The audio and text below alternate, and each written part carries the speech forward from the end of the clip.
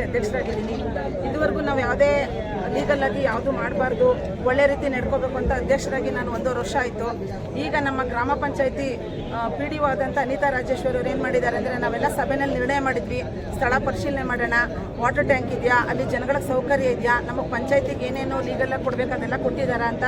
139 ಸೈಟ್ನ ಖಾತೆ ಮಾಡಬೇಡಿ, ಇದನ್ನು ವಿಲೆ ಇಡಿ ಅಂತ ನಾವು ಸಾಮಾನ್ಯ ಸಭೆಯಲ್ಲಿ ಎಲ್ಲ ತೀರ್ಮಾನ ಮಾಡಿ ಅಚರಣದಲ್ಲೂ ಬರ್ಸಿದ್ದೀವಿ.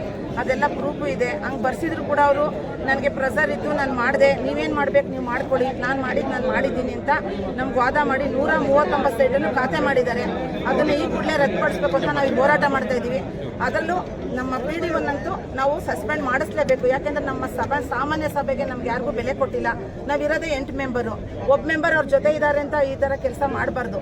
ಮೆಂಬರ್ ಆಗಲಿ ಅಧ್ಯಕ್ಷರಾಗಲಿ ಎಲ್ರಿಗೂ ಒಂದೇ ಗೌರವ ಇರಬೇಕು ಅಂತ ನಾನು ಹೇಳಕ್ಕೆ ಇಷ್ಟಪಡ್ತೀನಿ. ಅದರಿಂದ ನಮಗೆ ಈ ಹೋರಾಟದಲ್ಲಿ ನ್ಯಾಯ ಸಿಗೋವರೆಗೂ ಹೋರಾಡ್ತೀವಿ.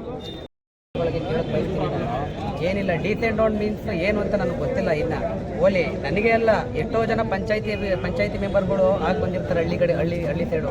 ಯಾಕಂದರೆ ಕೆಲವರು ಮೂಢ ತುಂಬರು ಬಂದಿರ್ತಾರೆ. ಅವರು ವಿಶ್ಲೇಷಣೆ ಮಾಡ್ಕೊಡ್ಬೇಕು, ವಿವರಿಸಬೇಕು. ಡೀಸೆಂಟ್ ನೋಟ್ ಅಂದರೆ ಏನು, ಯಾವ ಟೈಮಲ್ಲಿ ಹಾಕಬೇಕು. ಆ ಡೀಸೆಂಟ್ ನೋಟ್ನ ಅವರು ಕಾರ್ಯನಿರ್ವಾಹಕ ಅಧಿಕಾರಿಗೆ ರವಾನೆ ಮಾಡಬೇಕು. ಅವರಿಂದ ಅಪ್ರೂವಲ್ ತಗೊಂಡು ತದನಂತರ ಅವರು ಖಾತೆ ಮಾಡೋಕ್ಕೆ ಏನು ಅವ್ರೇನು ಡೈರೆಕ್ಷನ್ ಕೊಡ್ತಾರೆ ಆ ಡೈರೆಕ್ಷನ್ ಮುಖಾಂತರ ಮೇಲಧಿಕಾರಿ ಡೈರೆಕ್ಷನ್ ಮುಖಾಂತರ ಅವ್ರು ಮಾಡಬೇಕಾಗಿರೋದು.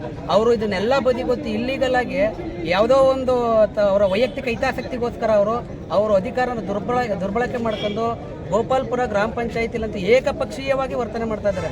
ಏಕಪಕ್ಷೀಯವಾಗಿ ಇಂಥ ಅಧಿಕಾರಿಗಳ ಜೊತೆ ನಾವು ಒಂದು ಸಾಮಾನ್ಯ ಸಭೆ ಆಗಲಿ, ಇಲ್ಲ ಒಂದು ಗ್ರಾಮ ಸಭೆ ಆಗಲಿ, ಒಂದು ವಾರ್ಡ್ ಸಭೆ ಆಗಲಿ, ಇಂಥ ಅಧಿಕಾರಿಗಳನ್ನ ನಾವು ಸಾರ್ವಜನಿಕ ಆಗಲೇಬೇಕು. ಅಲ್ಲಿ ಗಂಟ ಹೋರಾಟ. ಪಂಚಾಯತಿ PDO ಕೆಂಪಾಚಾರಿ ಗೋಪಾಲ್ಪುರ ಪಂಚಾಯತಿ ನಮ್ಮ ಬೋರ್ಡ್ ಬೆಲೆ ಕೊಡದಿರೋ PDO ನಮ್ಮ ಪಂಚಾಯತಿಲಿ ಬೇಡ.